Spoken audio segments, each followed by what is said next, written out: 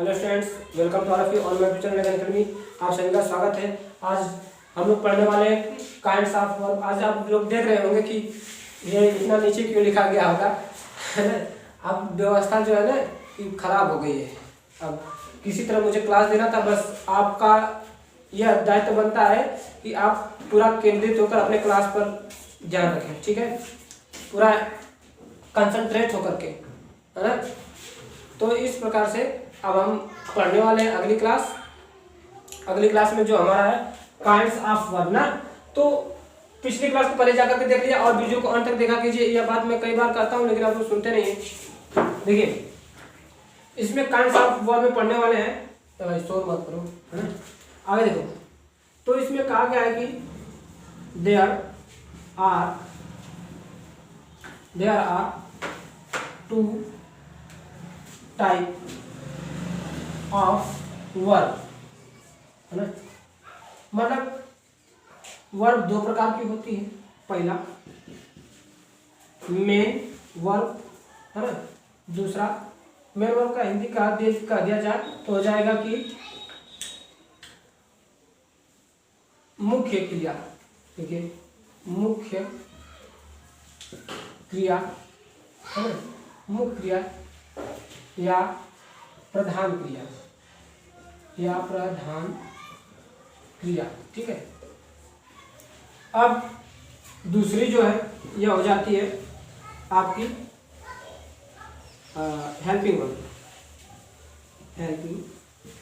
है ना। Helping verb मतलब सहायक क्रिया ना, सहायक क्रिया, ठीक है। ये हो गई। आइए हम आज पढ़ने वाले हैं अपनी अगली हेडिंग जो मेन वर्ब है। कल पढ़ेंगे हेल्पिंग वर्ब। आज देखिए, बस क्लास नहीं होने वाली थी लेकिन क्या करें, इतने तेज आप लोग घट रहे हैं। 2 ही 3 दिन में इतने आधे से ज़्यादा लोग घट गए। इस कारण से मुझे अब समझ लीजिए कि कितना इम्पोर्टेंट काम है। अब इससे बड़ा कोई इम्पोर्टेंट काम नहीं है, मुझे ये देना है, इसलिए। तो आइए इसे हम डेफिनेशन के थ्रू समझते हैं। डेफिनेशन मतलब परिभाषा में कह दे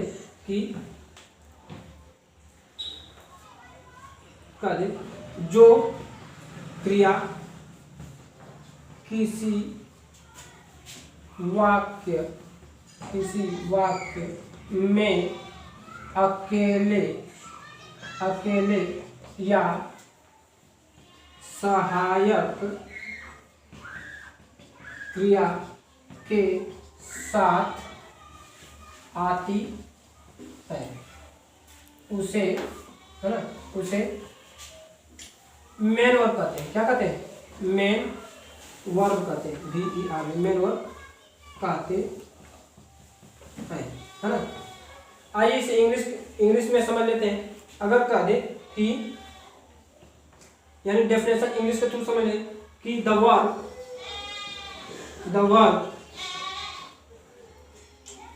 क्या बताएं, तो कहना ही क्या है। देखिए, इसी में सब जानवर सब लोग आ जा रहे हैं इसी में। तो द वर्ब, है ना, used Elon, ALONE, Elon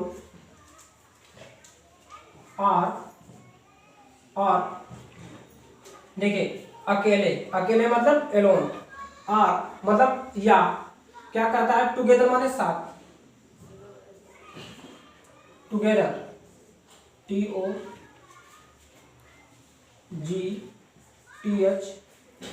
together, TOGATHR,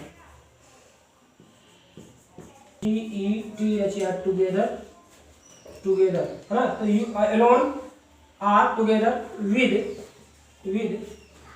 helping, HELPING, helping verb, है ना। Helping verb is called main verb, ठीक है। मैं क्षमा चाहता हूँ स्टूडेंट्स, ये देखिए अदर साउंड के लिए मैं समझ रहे हैं कहीं दूसरे प्लेस पर आया, लेकिन वहाँ तो इससे अच्छा तो मेरा ही प्लेस था जिस प्लेस पर पहले बना रहे थे। यहाँ तो और शोर शराबा हो रहा है। बंद करो भैया, क्या पता उससे कुछ कम हो जाएगा, बंद करो उसे। तो अब यहाँ पर जो है देखिए, आप लोग बस अपनी क्लास में बने रहिए। देखिए डिस्टर्ब तो हम हो ही जाते हैं, क्या बताएं, वीडियो को पॉज कर देना पड़ता है कि कोई अलग साउंड ना आए, है ना। तो यहाँ पर कहा गया कि द वर्ब, देखिए द वर्ब, यस हो गया, द वर्ब्स यूज्ड अलोन, है ना, alone are together with helping verb is called main verb। मतलब यहाँ पर देखिए हिंदी में मेंशन कर दिया, जो क्रिया किसी वाक्य में अकेले या सहायक क्रिया के साथ आती है उसे मेन वर्ब कहते हैं। चलिए समझ लीजिए, आप लोग इसे नोट डाउन कीजिए या स्क्रीनशॉट लीजिए, मैं इसके बाद एग्जांपल दूं, है ना। लीजिए, हो गया होगा, अब से इरेज कर देते हैं। एग्जांपल ले लीजिए कि कैसे मेन वर्ब अकेली भी आती है और हेल्पिंग वर्ब के साथ भी आती है। देखिए,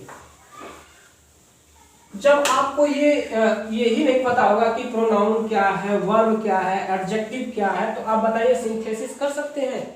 क्लास 12 में जो सिंथेसिस चैप्टर होता है क्लास 12 का, वो कर सकते हैं? नहीं कर सकते हैं, क्योंकि अभी उसमें सिंथेसिस में एडवर्ब या एडवर्बियल फ्रेज का प्रयोग करके देता है, नाउन या प्रीपोजिशन का प्रयोग करके देता है, ये सब पता ही नहीं है।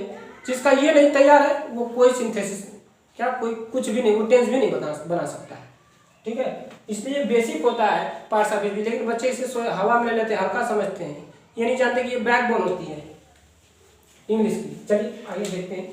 तो एग्जाम्पल कह दे जैसे कि आई एम अ बॉय। अब मैं इसमें कुछ वर्ब बताइए, वर्ब इसमें कौन है, तो आप तो कह देंगे कि सर वर्ब इसमें नहीं दिखाई दे रहा है।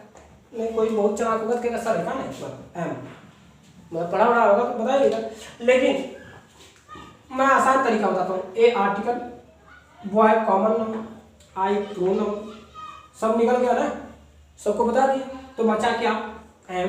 तो यहाँ पर एम जो है ये हेल्पिंग वर्ब भी बन जाती है और मेन वर्ब भी बन जाती है। इस प्रकार से मुझे तो अभी ठीक तरह से याद नहीं है, शायद 14 वर्ब होती है जो हेल्पिंग वर्ब का भी कार्य करती हैं और मेन वर्ब का भी कार्य करती है। उसे मैं अगले वीडियो में देने वाला हूँ, आगे पहले इसे पढ़ लेते हैं। तो यहाँ पर जो एम लिखा है, यहाँ पर इस समय यह क्या बना है, मेन वर्ब, ना कि हेल्पिंग वर्ब। आइए इसे हेल्प, अब ये मेन वर्ब हो गया, तो इसमें बोला है कि यह अकेले भी आती है। जैसे अगर इसे नहीं समझ में आता, ये देखिए, जैसे I love her, I love her, I means मैं, लव मीन्स प्रेम करता हूँ, हर मीन्स उससे, मैं उससे प्रेम करता हूँ। तो इसमें अगर वर्ब आप इसे कर सकते हैं, हाँ सर ये मेन वर्ब दिखाई दे रही है, क्योंकि इसके सेकेंड और थर्ड फॉर्म यानी परफेक्ट पार्टिसिपल, पास्ट पार्टिसिपल, ये सब पाए जाएंगे,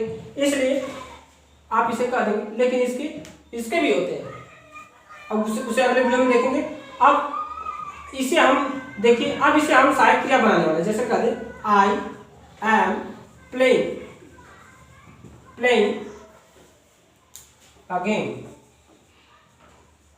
हम एक खेल खेल रहे हैं। अब मैं इसमें पूछूं मेन वर्ब कौन है, तो इसमें जो मेन वर्ब है आपके देखिए, अब यहाँ पे जो है ये हेल्पिंग वर्ब बन गई और इसी को एक्सिलरी वर्ब भी कहते हैं, और ये क्या हो गई, मेन वर्ब हो गई। क्या हो गई, मेन वर्ब। क्यों, क्योंकि उसमें परिभाषा में बोला भी गया कि या वाक्य में अकेले या सहायक क्रिया के साथ आती है। तो यहाँ पर ये देखिए सहायक क्रिया के साथ ही आ गई है, तो यह मेन वर्ब हो गई है। प्लेइंग मतलब खेल रहा हूँ, एक गेम मतलब एक खेल, तो ये क्रिया यहाँ पर संचालित हो गई है, मतलब कंटिन्यू होकर के दिखाई जा रही है, तो इसलिए ये मेन वर्ब हो गई, ये हेल्पिंग वर्ब हो गई, क्योंकि यह वाक्य को पहचानने यानी कि उसको बनाने में सहायता करती है, समझने में सहायता करती है, इसलिए इसे हेल्पिंग वर्ब करते हैं ना। इसी प्रकार से स्टूडेंट्स आप देखिए बहुत अदर साउंड आ रहे हैं, इसके लिए मैं क्षमा चाहता हूँ। क्लास को जो देखेगा अंत तक देखेगा, बने रहिए इसी प्रकार से लर्निंग के साथ, आप लोगों को अंत तक मैं बना रहूँगा, कोई ना कोई व्यवस्था कर ही रहा हूँ। देखिए साउंड कम आएगी और वीडियो आपको पूरी मिलेगी, पूरी क्लास मिलेगी, बस धैर्य बना के रखिएगा और अपने लक्ष्य पर केंद्रित ध्यान रखिए। इसी के साथ मैं धन्यवाद करता हूँ।